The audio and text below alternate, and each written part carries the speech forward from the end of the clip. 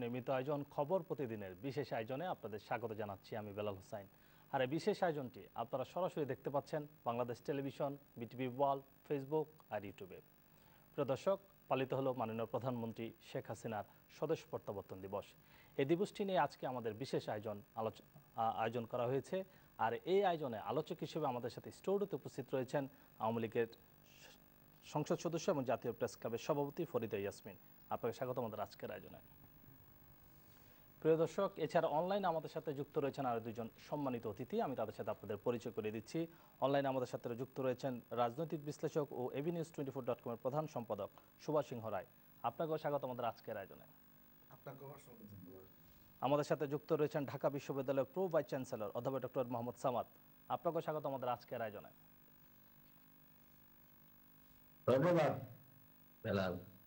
প্রিয় দর্শক, আমরা আলোচনায় যাব, তবে তার আগে চলুন দেখে আসি বাংলাদেশ টেলিভিশন সহ আরও কয়েকটি বেসরকারি টেলিভিশনের প্রচারিত সংবাদ শিরোনাম। প্রিয় দর্শক, স্বদেশ প্রত্যাবর্তন দিবস উপলক্ষে গতকাল গণভবনে নেতাকর্মীদের উদ্দেশ্যে বক্তব্য রেখেছেন মাননীয় প্রধানমন্ত্রী এবং আওয়ামী লীগ সভাপতি শেখ হাসিনা। চলুন দেখে আসি খানিকটা অংশ। যেদিন নামলাম, প্রচণ্ড ঝড় বৃষ্টি, প্লেন কোনো মতে ল্যান্ড করতে পেরেছে, কিন্তু হাজার হাজার মানুষ।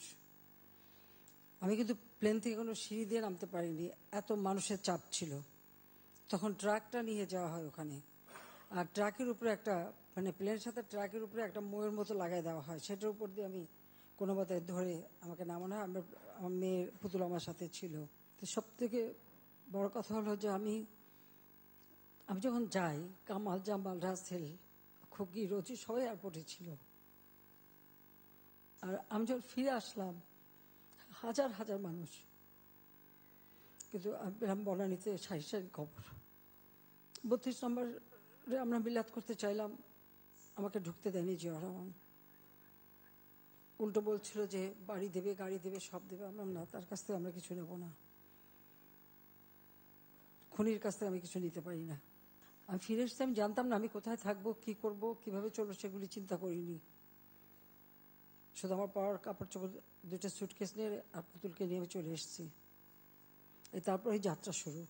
আজকে বঙ্গবন্ধু শেখ মুজিব নেই, কিন্তু তার বাংলাদেশ, অন্তত এইটুকু বলতে পারি যে কিছুটা হলেও তিনি যে আকাঙ্ক্ষা নিয়ে দেশ স্বাধীন করেছিলেন এবং যে মুক্তিযুদ্ধের চেতনা নিয়ে দেশ স্বাধীন করেছে, কিছুটা হলেও সেটা আমরা বাস্তবায়ন করতে পেরেছি।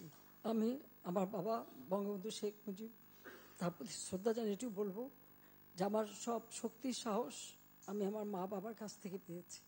যেদিন আমার বাবাকে হত্যা করা হয়, আমি যাই না, উনি তো কোনোদিন ভাবতে পারেনি যে বাঙালি তাকে গুলি করবে, বিশ্বাস করতে পারেননি। আর আমার মা, তিনি কখনো জীবন ভিক্ষা চাননি। একটা কথা বলেছেন, খুলে দিয়েছে, তোমাকে মেরেছ, আমাকে মেরে ফেলো। ছোট্ট রাসেল সবার শেষে তাকে নিয়ে হত্যা করে। সবথেকে জনগণের কাছে সবথেকে গ্রহণযোগ্য দল আওয়ামী লীগ। প্রতিবার চক্রান্ত হয়, সেই চক্রান্ত মোকাবেলা করেই কিন্তু আমরা বেরিয়ে আসি। তা আমাদেরকে এটা ধরে রাখতে হবে। বাংলাদেশের মানুষের যে রক্ত দিয়ে যে অধিকারগুলি আদায় করেছিল, সেই অধিকারগুলি আজকে আমরা সমুন্নত করতে পেরেছি, কিন্তু আমাদেরকে সামনে আরও এগিয়ে যেতে হবে। এটাই হচ্ছে বড় কথা। কি পেলাম না পেলাম সে চিন্তা করিনি, ভবিষ্যৎ কি তাও চিন্তা করি না। চিন্তা করি দেশের মানুষের ভবিষ্যৎটা আর সুন্দরভাবে গড়ে তুলে দিয়ে যাব, সেটাই আমাদের লক্ষ্য। আর সেই লক্ষ্যেই আমরা কাজ করি। আর সংগঠনকে আমাদের শক্তিশালী করতে হবে। আর জন্য ওই যুদ্ধাপরাধী, খুনি, এরা জন্য বাংলাদেশের ভাগ্য নিয়ে ছিনিমিনি খেলতে না পারে, এ ব্যাপারে আমাদের সতর্ক থাকতে হবে এবং সেই ব্যাপারে আমাদের বলিষ্ঠ পদক্ষেপ নিতে হবে। প্রিয় দর্শক, দেখছিলেন মাননীয় প্রধানমন্ত্রী এবং আওয়ামী লীগ সভাপতি শেখ হাসিনার খানিকটা অংশ বক্তব্যের। আমরা মূল আলোচনায় চলে যেতে চাই। ফরিদা ইয়াসমিন এমপি, আপনার কাছে মাননীয় প্রধানমন্ত্রী যে বক্তব্য রাখলেন, সেখান থেকে আপনার একটু মন্তব্য শুনতে চাই।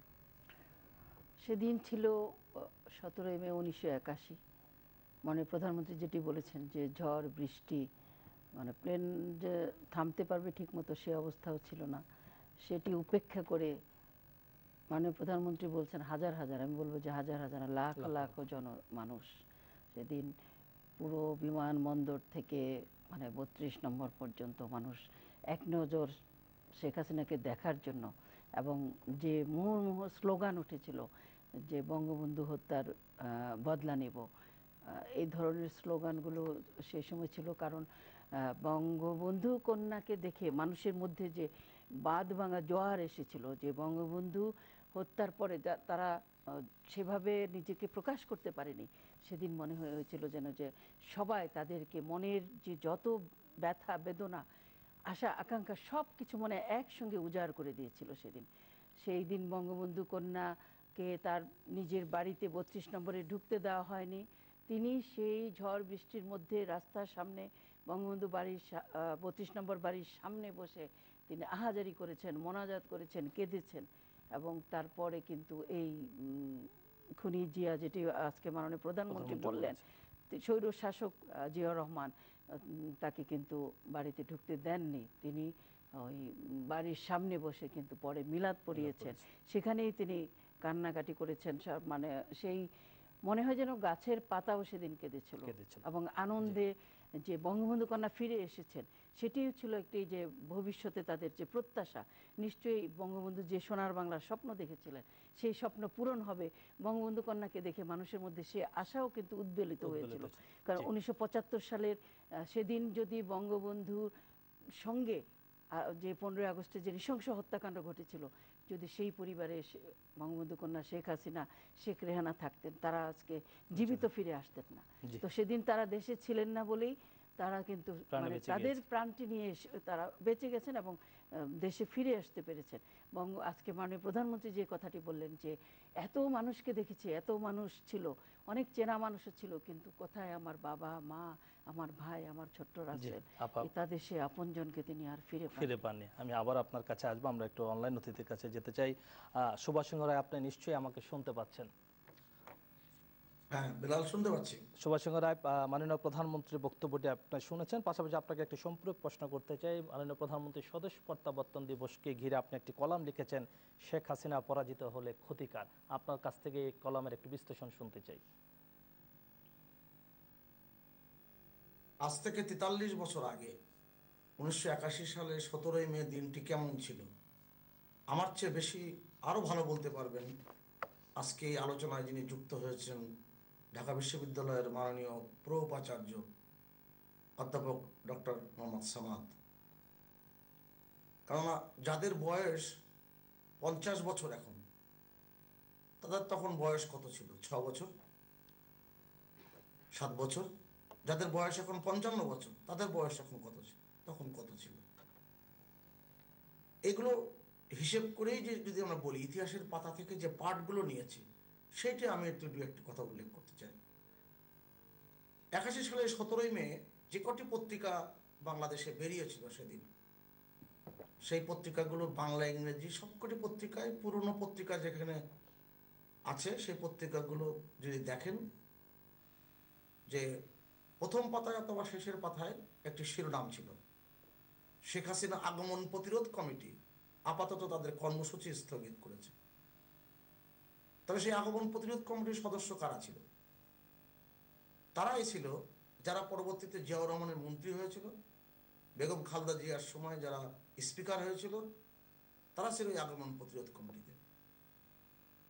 ৮১ সালের ১৭ই মে কদিন আগে ১১ই মে আন্তর্জাতিক খ্যাতিসম্পন্ন পত্রিকা নিউজউইক একটি সাক্ষাৎকার নিয়েছিল আজকের প্রধানমন্ত্রী শেখ হাসিনা। নিউজউইক তাকে জিজ্ঞেস করেছিল যে আপনি এত বিপদ জেনেও কেন বাংলাদেশে যাচ্ছেন? আপনার জীবন তো ঝুঁকিপূর্ণ। বঙ্গবন্ধু কন্যা খুব দৃঢ়তার সাথে উত্তর দিয়েছিলেন যে আমি ঝুঁকি জেনেই বাংলাদেশে যাচ্ছি, মহৎ কাজ করতে গেলে ঝুঁকি নিতেই হয়। আমি বঙ্গবন্ধুর কন্যা, বঙ্গবন্ধুর আদর্শের একজন কর্মী হিসেবে আমাকে দায়িত্ব পালন করতে হবে। ফরদে ইয়াসমিন আপা যে কথাগুলো বললেন, সে কথাগুলো খুবই গুরুত্বপূর্ণ এ কারণেই যে বঙ্গবন্ধু কন্যাকে দেখবার জন্য সারা দিন মানুষ বৃষ্টিতে ভিজেছেন, দূর দূরান্ত থেকে মানুষ এসেছে। ঝড় বৃষ্টি, আধা রাত্রে শেখ হাসিনা আমরা তোমার সাথে, মুহুর মুহুর স্লোগান উঠেছে, কথা দিলাম কথা দিলাম, মুজিব হত্যার বদলা নেব। এই যে ১৯৮১ সালের ১৭ই মে, আজকের সময়ের মানুষগুলো যাদের বয়স এখন ৫০-এর নিচে, তারা কিন্তু বুঝতে পারবেন যাদের বয়স এখন 60-65, তারা খুব ভালো করে বলতে পারবেন ওই দিনটা কেমন ছিল। এক রক্তাক্ত বাংলাদেশে ফিরে এসেছিলেন বঙ্গবন্ধু কন্যা। এবং ফরিদা ইয়াসমিন যেটা বললেন, বঙ্গবন্ধু কন্যা ওই দিন রাত্রে কোথায় থাকবেন সেটাও কোনো নিশ্চয়তা ছিল না। আমি 1996 সাল থেকে লালমাটিয়াতে বসবাস করি। আমি যেখানে থাকি তার কিছুটা দূরেই, হেঁটে গেলে 2 থেকে 2.5 মিনিট কিংবা 2 মিনিট লাগে। সেই লালমাটিয়াতে 6/10 ব্লক ডি লালমাটিয়া, ওখানে বঙ্গবন্ধুর একজন নিকট আত্মীয় সাবেক জয়েন্ট সেক্রেটারি সৈয়দ হোসেন সাহেবের বাসায় তিনি উঠেছিলেন, 3 কক্ষ বিশিষ্ট একটি বাসায়। এবং বঙ্গবন্ধু কন্যা কিন্তু সবসময় যে কথাটি বলেন, যেটা বঙ্গবন্ধু বলতেন, ডেভিড ফ্রস্টকে বঙ্গবন্ধু সাক্ষাৎকার দিয়েছিলেন 1972 সালে 18 জানুয়ারি। কারণ তার সাক্ষাৎকার নেওয়ার কথা ছিল। বঙ্গবন্ধু যেদিন পাকিস্তানের কারাগার থেকে ফিরে এসে হিথ্রো বিমানবন্দরে এসে পৌঁছালেন 1972 সালে 8 জানুয়ারি, সেদিনকে সাক্ষাৎকার দিতে চেয়েছিলেন। কিন্তু তিনি বঙ্গবন্ধু বলেছিলেন, আমি আপনাকে সাক্ষাৎকার দেবো, আপনি বাংলাদেশে আসেন। 72 সালে 18 জানুয়ারি যে সাক্ষাৎকার দিয়েছিলেন, এই জায়গাটাই আমি শেষ করছি এই পর্বে। বঙ্গবন্ধুকে জিজ্ঞেস করেছেন, আপনি আপনার যোগ্যতা কি? বঙ্গবন্ধু উত্তর দিয়েছিলেন, আমি বাংলার মানুষকে ভালোবাসি। আবার জিজ্ঞেস করেছিলেন, আপনার অযোগ্যতা কি? তিনি উত্তর দিয়েছিলেন, আমি মানুষকে বেশি ভালোবাসি, আমার মানুষকে। বঙ্গবন্ধু কন্যা শেখ হাসিনা সেই পথ ধরেই এগিয়ে চেয়েছেন। তিনি বাংলাদেশের এ প্রান্ত থেকে প্রান্ত গিয়েছেন, একবার না অসংখ্যবার গিয়েছেন। পুত্র কন্যাদের স্কুলে পর্যন্ত ঠিকমতো পড়াতে পারেননি, এবং গোয়েন্দা সংস্থার মানুষ থেকে শুরু করে খুনি চক্ররা সেই স্কুলে পর্যন্ত তাদেরকে সার্চ করত। এরকম একটা পরিবেশের মধ্যে বঙ্গবন্ধু কন্যা কিন্তু দিন কাটিয়েছেন। আজকের দিনে অনেকে সেটা ভাবতেও পারবে না। আমি ডক্টর সামাদ আরো ভালো করে বলতে পারি। জি, সুভাষ চন্দ্র রায়, আপনি আমাদের সাথেই থাকুন। আমি আবারও আপনার কাছে আমি চলে যেতে চাই আমাদের অনলাইন অতিথি অধ্যাপক ডক্টর মোহাম্মদ সামাদ। আপনাকে আবারও স্বাগত আমাদের আজকের আয়োজনে। আপনি দুইজন আলোচকের বক্তব্য শুনছিলেন, তারপর আপনাকে প্রশ্নটা একটু অন্যভাবেই করি। যদি মাননীয় প্রধানমন্ত্রী অর্থাৎ আওয়ামী লীগ সভানেত্রী যদি তখন দেশে না ফিরতেন, কি হতো তাহলে? ধন্যবাদ বেলাল। না ফিরলে কি হতো সেটা তো আমরা এখন দেখতেই পাচ্ছি। কিন্তু যে ঘটনাটা আমাদের সুভাষ সিংহ রায় উল্লেখ করলেন, যে এই সময় যারা তরুণ বা এই সময় যারা রাজনীতি করেন আওয়ামী লীগে, তাদের অনেকেই বয়স অনেক কম, বা এমপি মন্ত্রী অনেকের বয়স কম। তারা কিন্তু 75-এর পরের যে বিষয়টা, এটা তারা দেখেন নাই। এটা আমরা দেখেছি।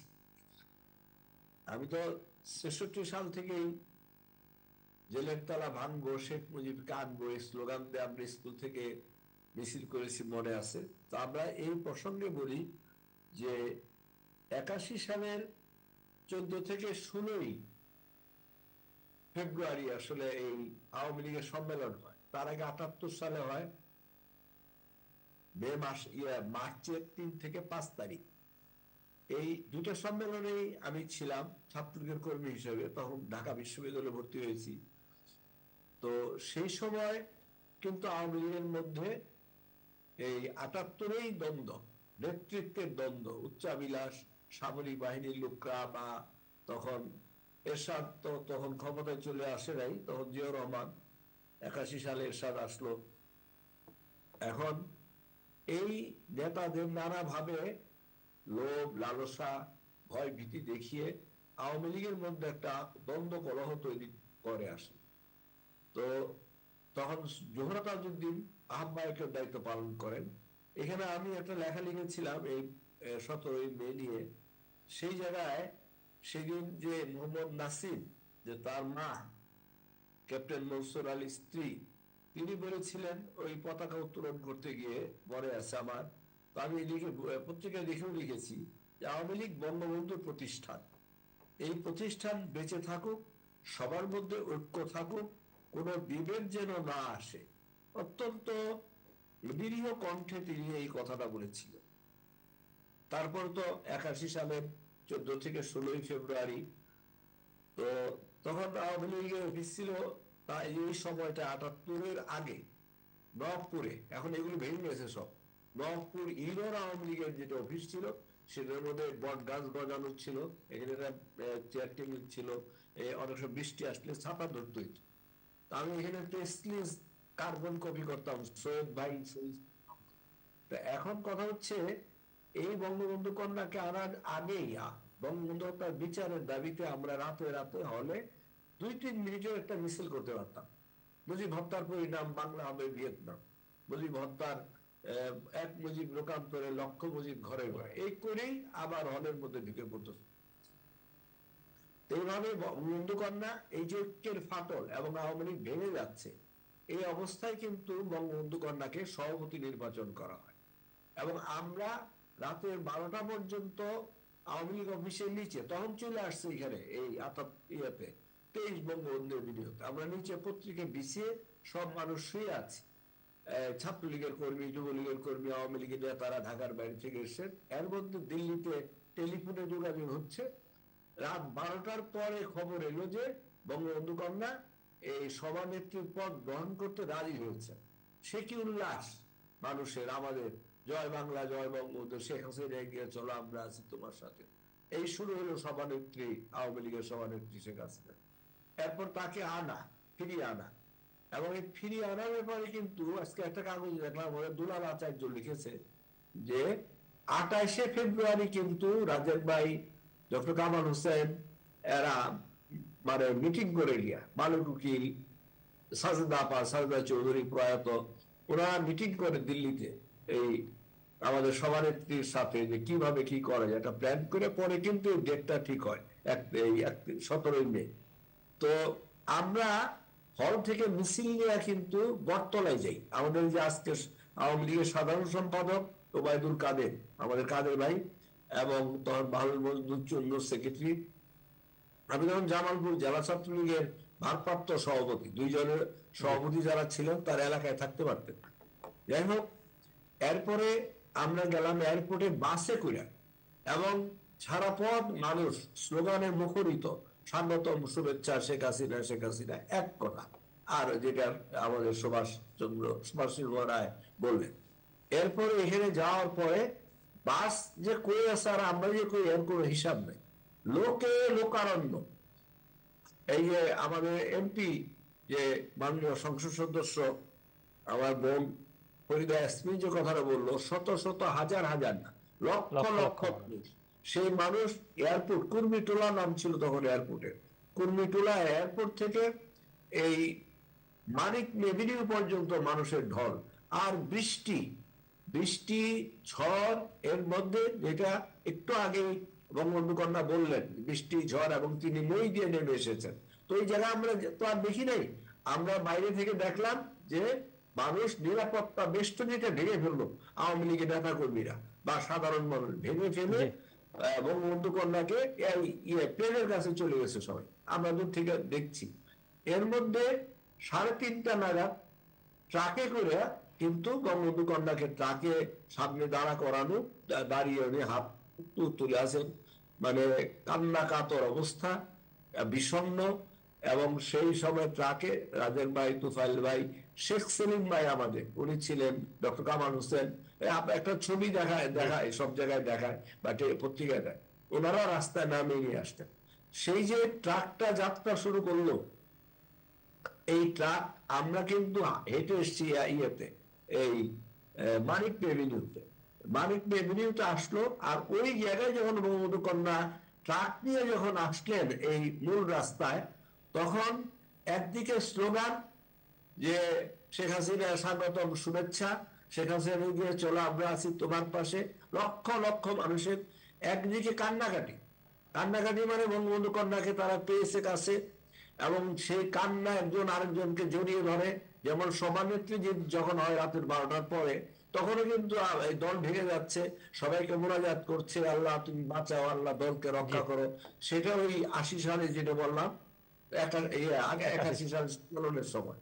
কাজেই এই যে বঙ্গবন্ধু কন্যা আসলেন এবং ট্রাকটা নিয়ে মানিক এভিনিউ এসে বক্তৃতা দিলেন, সেই বক্তৃতা কিছু কিছু শোনা গেছে, কিছু কিছু শোনা যায়নি।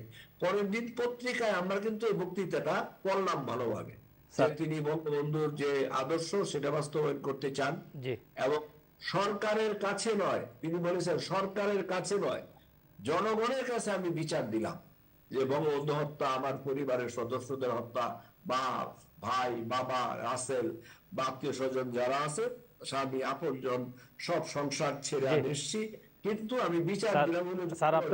স্যার আমি আবার আপনার কাছে আসবো এই প্রসঙ্গ নিয়ে, আপনি আমাদের সাথেই থাকুন। জি প্রিয় দর্শক, মাননীয় প্রধানমন্ত্রী শেখ হাসিনার স্বদেশ প্রত্যাবর্তন দিবস উপলক্ষে আওয়ামী লীগ আয়োজিত এক অনুষ্ঠানে বক্তব্য রেখেছেন আওয়ামী লীগ সাধারণ সম্পাদক, সড়ক পরিবহন ও সেতুমন্ত্রী ওবায়দুল কাদের। চলুন দেখে আসি খানিকটা। শেখ হাসিনা ফিরে এসেছিলেন বলে বাংলাদেশ এই পরিবর্তন চোখে পড়ছে। এ সত্যকে যারা অস্বীকার করে তারা দিনের আলোতে রাতের অন্ধকার। বাংলাদেশের জনগণের ভাগ্য পরিবর্তন শেখ হাসিনাই করেছে। এর আগে যারা ক্ষমতায় ছিল তারা নিজেদের ভাগ্যের উন্নয়ন, পকেটের উন্নয়ন করেছে। শেখ হাসিনা মাথার চুল থেকে পায়ের নখ পর্যন্ত একজন সত্যিকারের সৎ মানুষ। তার সততা আজকে সারা বিশ্বেই প্রশংসিত হচ্ছে। প্রিয় দর্শক, দেখছিলেন স্বদেশ প্রত্যাবর্তন দিবস উপলক্ষে আওয়ামী লীগ আয়োজিত আওয়ামী লীগের সাধারণ সম্পাদকের বক্তব্য। চলে যেতে চাই স্টুডিওতে। ফরিদা ইয়াসমিন এমপি, সাধারণ সম্পাদক যেটি বলছিলেন, মাননীয় প্রধানমন্ত্রী অর্থাৎ আওয়ামী লীগ সভাপতি সেদিন ফিরে আসছিলেন বলেই বাংলাদেশ আজ এত সুন্দর। 17ই মে 1981 দিনটি একটি ঐতিহাসিক ঘটনা, একটি রাজনৈতিক মোড় পরিবর্তনের ঘটনা, বাংলাদেশের ভাগ্য পরিবর্তনের ঘটনা আমি বলবো। 1981 সালে যখন মাননীয় প্রধানমন্ত্রী বঙ্গবন্ধু কন্যা, এখনকার প্রধানমন্ত্রী বঙ্গবন্ধু কন্যা দেশে আসেন, মানুষের মধ্যে যে আশার একটি জাগরণ তৈরি হয়েছিল, এটিকে বঙ্গবন্ধু কন্যা কাজে লাগিয়েছেন। বঙ্গবন্ধু কন্যা বাংলাদেশের এই প্রান্ত থেকে ওই প্রান্ত, রূপসা থেকে পাথরিয়া, টেকনাফ থেকে তেঁতুলিয়া তিনি চষে বেরিয়েছেন এবং বাংলাদেশের মানুষকে সংগঠিত করেছেন, সংঘবদ্ধ করেছেন। এবং যে আমাদের জাতির পিতা বঙ্গবন্ধু শেখ মুজিবুর রহমান যে সোনার বাংলার স্বপ্ন দেখেছিলেন, সেই স্বপ্ন তিনি আবার নতুন করে মানুষকে দেখিয়েছেন। নতুন করে সেই স্বপ্ন যেটি বুকের মধ্যে লুকিয়েছিল বলা যায় 75-এর পরে, তারা কথা বলতে পারতো না, তারা জোরে জয় বাংলা স্লোগান দিতে পারতো না, বঙ্গবন্ধু হত্যার বিচার চাইতে পারতো না, সেই জনগণ যারা মুক্তিযুদ্ধ করেছে তারা মুক্তিযোদ্ধা পরিচয় দিতে পারতো না, এমন ঘটনা ঘটেছে। হ্যাঁ, দিতে পারতো না তো। এবং বঙ্গবন্ধুর ভাষণ, 7ই মার্চের ভাষণ নিষিদ্ধ ছিল। সেখানে যখন বঙ্গবন্ধু কন্যা দেশে আসা মানে মানুষের মধ্যে যে আশার সঞ্চার, মানুষ যে সাহসী হয়ে উঠলো, মানুষ যে প্রতিবাদী হয়ে উঠলো, এটি। এবং বঙ্গবন্ধু কন্যা প্রথম শুরু করলেন তার যে জনগণের অধিকার ফিরে দেওয়া, এই সামরিক শাসক থেকে, স্বৈর শাসকের থেকে তিনি গণতন্ত্রের পথে যাত্রা, তিনি ভোটের অধিকার, ভাতের অধিকার প্রতিষ্ঠার জন্য মাঠে নামলেন। তিনি কিন্তু চালু করলেন যে আমার ভোট আমি দেব, যাকে খুশি তাকে দেব। আপনারা জানেন যে জিয়াউর রহমান যখন হেনা ভোট চালু করলো, সেই হেনা ভোটে কি হয়েছিল আমরা জানি, সেটা কিন্তু জনগণের কোনো ভোটাধিকার ছিল না। সেই বঙ্গবন্ধু কন্যা যখন মানুষের মধ্যে সেই আশাটা জাগিয়ে দিলেন, মানুষের মধ্যে ভোটের অধিকার, ভাতের অধিকার প্রতিষ্ঠা করলেন, তিনি গণতন্ত্রের কথা মানুষকে শোনালেন। তারপরে যখন 1986 সালে নির্বাচনে বঙ্গবন্ধু কন্যা বিজয়ী হতে পারেননি, কিন্তু বিরোধী দলে আসলেন। তারপর সে সময় তিনি 77টি আসন নিয়ে বিরোধী দলে, সংসদে বিরোধী দলে আসলেন, বিরোধী দলে গেলেন। তারপরে 1996 সালে নির্বাচনে প্রথমবার যখন ক্ষমতায় আসলেন, 21 বছর পর বাংলাদেশ কিন্তু আবার মুক্তিযুদ্ধের ধারায় ফিরে গেল। যেই বঙ্গবন্ধু কন্যা যখন দেশে আসলেন, তখন যুদ্ধাপরাধীরা দেশ চালায়, যুদ্ধাপরাধীর গাড়িতে বাংলাদেশের পতাকা, মানে সেই রকম একটি দেশে তিনি আসলেন যখন দেশে কোনো গণতন্ত্র নেই। তিনি সেইখান থেকে 1996 সালের নির্বাচনে তিনি বিজয়ী হলেন। বিজয়ী হওয়ার পরে আওয়ামী লীগ ক্ষমতায় আসলো এবং তিনি যে মানুষের যে মানুষকে যে খাওয়া পড়া, তার মৌলিক অধিকার, তার মানবাধিকার, সেগুলো যে তিনি যেভাবে মানুষকে ফিরিয়ে দিলেন। তারপরে আপনি দেখেন পরে এসে এখন ডিজিটাল বাংলাদেশ, আমরা যেটা বলছি যে ডিজিটাল বাংলাদেশের স্বপ্ন তিনি এই জনগণকে, বাংলাদেশের মানুষকে দেখালেন। ডিজিটাল বাংলাদেশকে কিন্তু বাস্তব করলেন। ডিজিটাল বাংলাদেশের পরে তিনি এখন স্মার্ট বাংলাদেশের দিকে যাচ্ছেন। এবং একটু বলতে চাই যে বাংলাদেশের মানুষের ভাগ্য পরিবর্তনটি শুরু হয়েছিল ৭৫-এর পরে, যে পিছনের দিকে যাত্রা সেটি সামনের দিকে যাওয়া শুরু হয়েছিল আমি বলবো যে ১৭ই মে ১৯৮১। বঙ্গবন্ধু কন্যা সেদিন ফিরে না আসলে বাংলাদেশ যে পাকিস্তানের ভাবধারায় চলছিল, পাকিস্তানের ভাবধারায় থাকতো। আমরা জানি না আমরা এই বাংলাদেশ থাকতো কিনা, আমার সন্দেহ আছে। কারণ নতুন করে পাকিস্তান বা আফগানিস্তান হয়ে যায়। ১৯৭২ সালে আন্তর্জাতিক খ্যাতিসম্পন্ন পত্রিকা নিউজউইকে যেটি একটি রিপোর্ট প্রকাশিত হয়েছিল, আমি ভুল যদি না করে থাকি, নিউজউইক বা সম্ভবত নিউজউইক, যাই হোক, মানে একটা পত্রিকা, মানে একটা কলাম প্রকাশিত হয়েছিল যে বাংলাদেশ টিকবে না, বাংলাদেশ পাকিস্তানের সঙ্গে মার্চ করতে হবে অথবা ইন্ডিয়ার সঙ্গে যেতে হবে। সেই বাংলাদেশে আজকে মাননীয় প্রধানমন্ত্রী বঙ্গবন্ধু কন্যা দেশে ফিরে এসে এই বাংলাদেশের হাল ধরেছিলেন বলে আজকে বাংলাদেশ অনন্য উচ্চতার বাংলাদেশ, বাংলাদেশের যে উন্নয়নের কথা আমরা বলি, আপনাদের সবকিছু আমাদের সাথে থাকুন। আমি আবার আসবো আপনার কাছে। প্রিয় দর্শক, আমি চলে যেতে চাই আমাদের অনলাইন অতিথি সুভাষ সিংহ রায়। আপনি নিশ্চয়ই আমাকে শুনতে পাচ্ছেন। সুভাষ সিংহ রায়, আমার কথা বলার চেয়ে সবচেয়ে বেশি কথা বললে ভালো হয় ডক্টর মোহাম্মদ সামাদের। এ কারণে চোখের সামনে অনেক কিছু দেখেছেন। চোখের সামনে দেখেছেন বিশ্বাসঘাতকতা, চোখের সামনে দেখেছেন বঙ্গবন্ধু কন্যা যখন সভানেত্রী হয়েছেন, সারা বাংলাদেশের মানুষের সেই আবেগ অনুভূতির প্রকাশটি দেখেছেন। হাসিনার ডটার্স টেল যারা দেখেছেন তারা খুব ভালো করে জানবেন যে কি দুঃখ, কষ্ট, যন্ত্রণা সহ্য করেছেন বঙ্গবন্ধুর দুই কন্যা।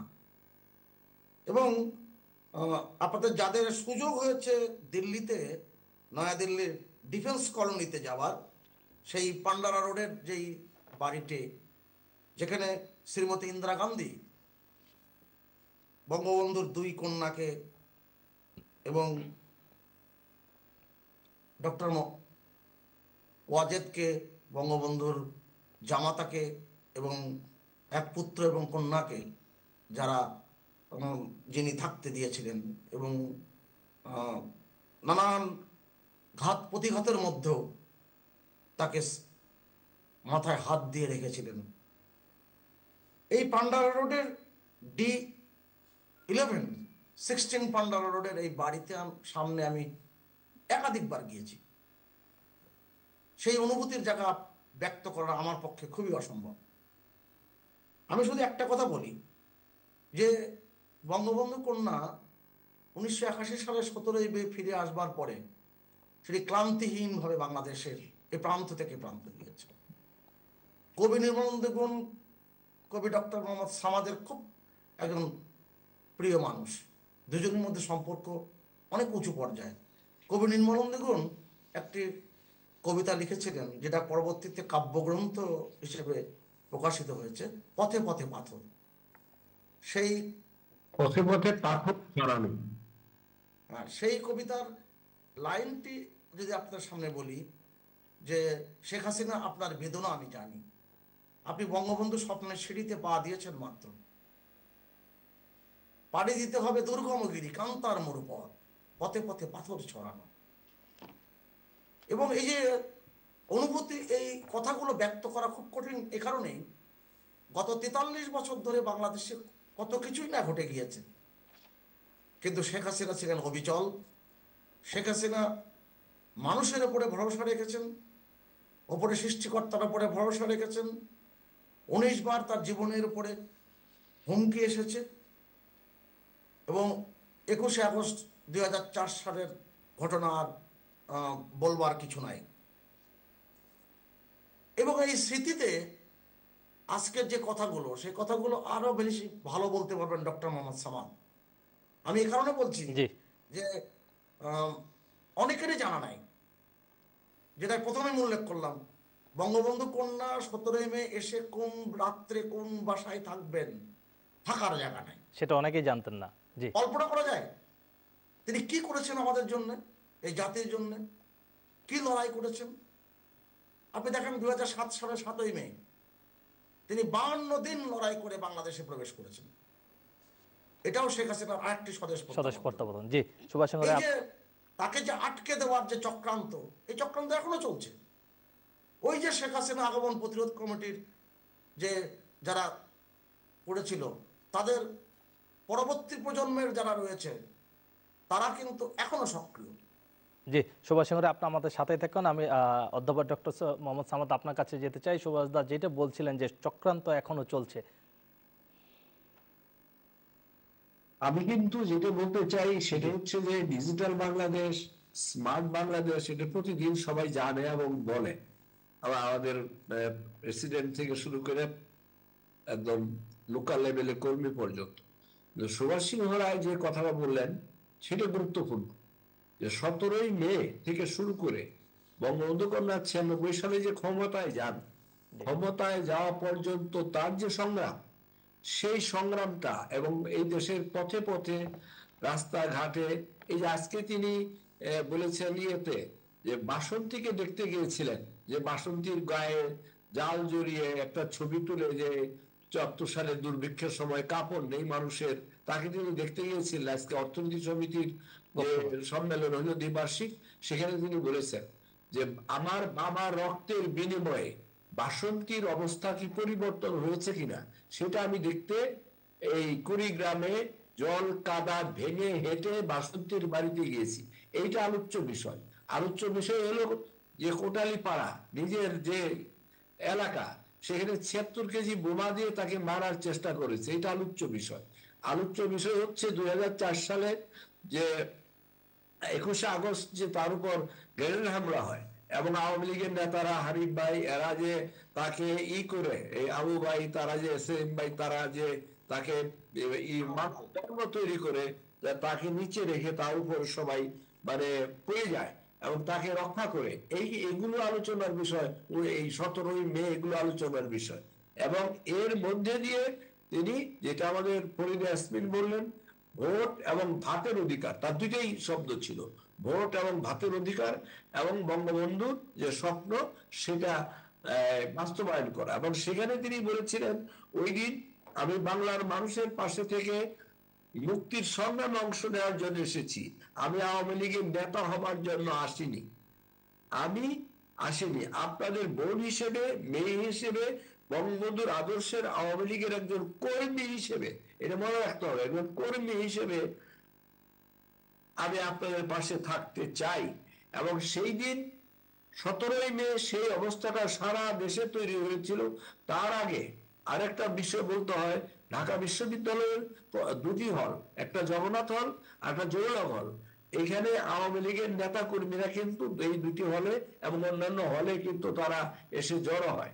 সেটা কিছু শেখ হাসিনা আসবে, এই সাহস, এই শক্তি এবং দল ঐক্যবদ্ধ থাকবে সেটা দেখার জন্য। কাজেই শেখ হাসিনার যে সংগ্রামটা, এবং 91 সালে নির্বাচনে উনি একটা কথা বলেছিলেন, সবাই তখন নানা সমালোচনা করেছে, আওয়ামী লীগের শত্রুরা, মুক্তিযুদ্ধের শত্রুরা, যে সূক্ষ্ম কারচুপি নির্বাচনে, কিন্তু পরে কিন্তু সেটা প্রমাণ হয়েছে। এবং সুভাষের যে পত্রিকা, সেই পত্রিকার ভিতরেও কিন্তু এটা এই হিসাব দিয়ে, ভোটের হিসাব দিয়ে একটা সংখ্যা বেরিয়েছিল। কাজেই এই যে সংগ্রামটা শেখ হাসিনা, বঙ্গবন্ধু কন্যার এই সংগ্রামের কথাটা মানুষকে জানতে দেওয়া জরুরি। আজকে যারা আছেন তারা কিন্তু এই সংগ্রামের কথা অনেকেই জানেন না, যে তার যে জীবনের সংগ্রাম, আজকে তিনি এসেছেন, মনে হয় আওয়ামী লীগ দীর্ঘদিন ক্ষমতায়, মনে হয় এখানে এমপি হয়েছেন, অনেকে মন্ত্রী হয়েছেন, মনে হয় এটা এমনিতে হয়ে গেছেন আর কি। এই যে সংগ্রামটা, সেটা বলা, সেটা মনে রাখা, সেটা নতুন প্রজন্মকে মনে করিয়ে দেওয়া, মানে সপরিবারে যেমন বঙ্গবন্ধু হত্যা হয়েছেন, তারপরে পরিবারের যে কয়জন সদস্য, সে সাইমা ওয়াজেদ পুতুল, তারপর সজীব ওয়াজেদ জয় থেকে শুরু করে পরিবারের যে সদস্য, শেখ রেহানা, তারা যেভাবে তাদের দুই ভাই বোনের মা বা শেখ হাসিনার বড় বোনের সাথে ছোট বোন শেখ রেহানা বড় বোনকে কিভাবে সাহায্য করেছেন মাঝে মাঝে তিনি বলেন।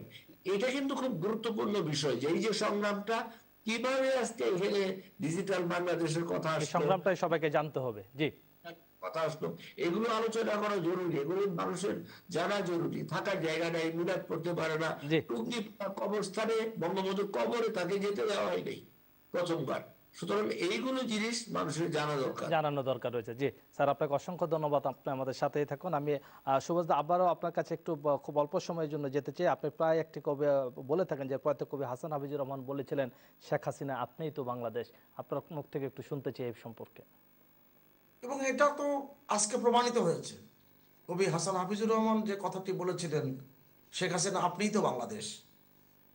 আপনি যদি হাসিনার ডটার স্টেল দেখেন, সেখানে আমাদের বঙ্গবন্ধু কনিষ্ঠ কন্যা তিনি দিল্লির যে 6 বছরের নির্বাসিত জীবন সে সম্বন্ধে ব্যক্ত করতে যে বলেছিলেন, তাদের নাম পরিবর্তন করে পর্যন্ত থাকতে হয়েছে mister Talukdar, Mrs Talukdar, miss Talukdar. এবং ডক্টর এম.এ. ওয়াজেদ মিয়ার সাথে করে তিনি যখন 25শে আগস্ট সকালবেলা ফ্রাঙ্কফুর্ট থেকে তিনি যখন দিল্লিতে এসে পৌঁছালেন, চিন্তা করতে পারেন তার অবস্থা কেমন। সব হারিয়ে এসেছেন। যখন 17ই মে যখন দেশে ফিরে আসেন, তখন তিনি সব হারিয়ে কিন্তু মানুষের কাছে এসেছেন। যে কারণে যে ডক্টর সামাদ যে কথা বললেন, বাসন্তীর বাড়িতে যখন বঙ্গবন্ধু কন্যা যান, আমিও সেখানে যাওয়ার সুযোগ হয়েছিল বঙ্গবন্ধু কন্যার সাথে। এবং আশেপাশের মানুষের যে কি কান্না, এবং বাসন্তী পরিবারের সদস্যরা যেভাবে বঙ্গবন্ধু কন্যাকে ধরে কান্নায় ফেটে পড়েছিল, কি মিথ্যার বেসাতি করা হয়েছিল এই যারা জিয়াউর রহমানের শাসক গোষ্ঠীর সাথে যারা ছিল। এবং এটা তো প্রমাণিত আজকে যে বঙ্গবন্ধু কন্যাকে কে কষ্টই না তারা দিয়েছে, কে নির্যাতন না করেছে, বারবার তাকে আটকে দেওয়ার চেষ্টা করেছে, তার প্রতিরোধ করবার চেষ্টা আমরা অনুষ্ঠানের একদম শেষ পর্যায়ে চলে আসছি। জি, সে কারণে আমি বলবো আজকে নতুন প্রজন্মের জানা প্রয়োজন যে বঙ্গবন্ধু কন্যা এই বাঙালি জাতির জন্য কি করেছেন এবং তিনি করে যাচ্ছেন, এবং তিনি তার লড়াই কখনো থেমে থাকেননি। আপনারা চিন্তা করতে পারেন, আজকে 64 জেলার মধ্যে প্রায় 32টি জেলায় কোনো ভূমিহীন নাই, এবং 42-43 লক্ষ মানুষকে তিনি ঘর দিয়েছেন, 9 লক্ষর কাছাকাছি পরিবারকে তিনি ভূমিহীন পরিবারকে তিনি ভূমি দিয়েছেন। জি, এটা বঙ্গবন্ধুর স্বপ্ন ছিল, কেউ ভূমিহীন থাকবে না। সেই স্বপ্ন বাস্তবায়নের দিকে তিনি যাচ্ছেন। জি, আপনি আমাদের সাথেই থাকুন। আমি আবার আসবো আপনার কাছে। আমি চলে যেতে চাই ফরিদা এসপি নেবে আপনার কাছে। সবশেষ প্রশ্ন আপনাকে করি যে মুক্তিযুদ্ধের আদর্শে যারা বিশ্বাসী, আমরা যারা বলে থাকি বঙ্গবন্ধু প্রেমী যারা, কোটি কোটি মানুষের হৃদয়ের এখন একমাত্র ভরসা কিন্তু মাননীয় প্রধানমন্ত্রী শেখ হাসিনা, আমরা বলে থাকি আস্থার প্রতীক। একটু আমি সামাদ ভাইয়ের কথা এবং সুভাষদাও যেটা বললেন যে বাসন্তীকে তিনি দেখতে গিয়েছিলেন, শুধু দেখতে যায়নি, বাসন্তীকে তিনি ঘর করে দিয়েছিলেন। যেই বাসন্তীকে জাল পরিয়ে বঙ্গবন্ধুর যে দুর্ভিক্ষ, খাইতে পায় না, কাপড় চোপড় নাই, জাল পরিয়ে ছবি তোলা হয়েছিল, তিনি সে বাসন্তীকে দেখতে গিয়ে তাকে ঘর বানিয়ে দিয়েছিলেন। সেই বঙ্গবন্ধু কন্যা তো জনগণের আস্থার প্রতীকী হবে। বঙ্গবন্ধু কন্যা যেটি আজকে সুভাষদা বললেন যে যাদের ঘর নাই, গৃহহীনকে ঘর দিয়েছেন, তিনি যেভাবে দরিদ্রের পাশে দাঁড়িয়েছেন। আমরা করোনার সময় দেখেছি যে তিনি প্রত্যেক দরিদ্র মানুষের যে মোবাইলে টাকা পাঠিয়েছেন। তিনি তো সবসময় বলছেন যে আমার জীবনটা আমি উৎসর্গ করেছি এদেশের সাধারণ মানুষের জন্য, এদেশের মানুষের জন্য। আমার পিতা একটি দেশ দিয়েছেন, কিন্তু আমি এই দেশের আমার পিতা মাতা সব হারিয়েছি, আমার কিচ্ছু না, আমি নিঃস্ব। এবং আসলেও কিন্তু বঙ্গবন্ধু কন্যা একদম নিঃস্ব অবস্থা থেকে তিনি আজকে রাষ্ট্রনায়ক, শুধু বাংলাদেশের না, বিশ্বের রাষ্ট্রনায়কে সেটি প্রমাণ করেছে যে তিনি বিশ্বের রাষ্ট্রনায়কে পরিণত হয়েছেন জনগণকে ভালোবেসে। এবং বাংলাদেশের মানুষের শেষ ঠিকানা কিন্তু বঙ্গবন্ধু কন্যা শেখ হাসিনা। জি, আমরা অনুষ্ঠান একদম শেষ পর্যায়ে চলে আসছি। ফরিদা ইয়াসমিন এমপি, সুভাষ সিংহ রায় এবং অধ্যাপক ডক্টর মোহাম্মদ সামাদ, আপনাদের তিনজনকে অসংখ্য ধন্যবাদ আমাদেরকে আজকে সময় দেওয়ার জন্য। প্রিয় দর্শক, এই ছিল আমাদের আজকের বিশেষ আয়োজন। আর এই আয়োজনটি সকাল 11টায় পুনঃপ্রচার করা হবে শুধুমাত্র বিটিভি ওয়ার্ল্ডে। এছাড়া আগামীকাল একই সময়ে খবর প্রতিদিন দেখার আমন্ত্রণ রইল। ধন্যবাদ সবাইকে।